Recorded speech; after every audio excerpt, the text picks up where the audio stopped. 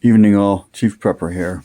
Just got back from SeaWorld here in San Antonio. Me and my wife like to go there, especially during the holidays, starting around Halloween. Not so much for Thanksgiving, but we do like to go, listen to the Christmas music, and see the lights, kind of get our Christmas on, so to speak. Well, tonight, we've been going there since the late 90s, early 2000s, but really pretty solidly since 2013 when we moved back here and actually live here.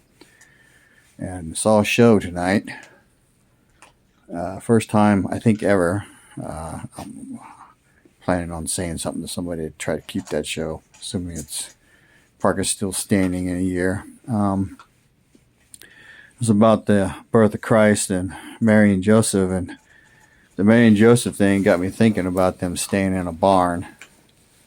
Everybody talks about marauders. We all know what that is, or wolf, whatever, preppers, and we kind of have an idea of what we're going to do with those people. But what are you going to do if a woman and small children show up at your place? Where are you going to put them? Or better, are you going to put a man, his wife, and some small children? If you're like me, I live on the borderline of country living and city living, more country than not. The city limit for San Antonio is roughly 6 miles away, and I'm across the street from a large lake. But the reality is, at some point after a shift event, I'm going to encounter probably both kinds of people. Marauders I will deal with a certain way, and then the people who need help, where are you going to put them? So if you look at some of the prepping movies like Red Dawn 2, Red Dawn 1, they were camping, but they also stayed with the first Red Dawn. They stayed with the farmer for a little while. I don't know if they stayed overnight, and then the second one they stayed in a mine. The Walking Dead, they kind of stayed wherever. They didn't really cover that part of the subject. But when you're on the road, where you're going to stay at is basically going to be under trees and under bushes and shit. And if you're lucky, under a tarp or in a tent.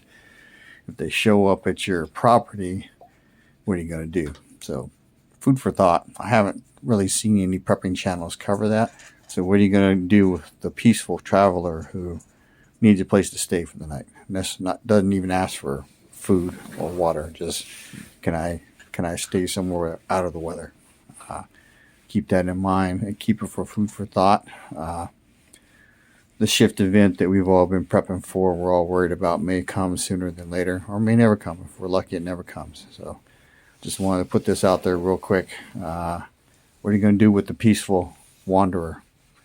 So anyway, I would probably, if I have enough time, I'll build something and I will lock them in overnight because I don't want to worry about them moving around. Not going to keep them in there forever, just let them know to keep them from wandering the property. They get locked in, otherwise they can go somewhere else. So, Chief Prepper, out.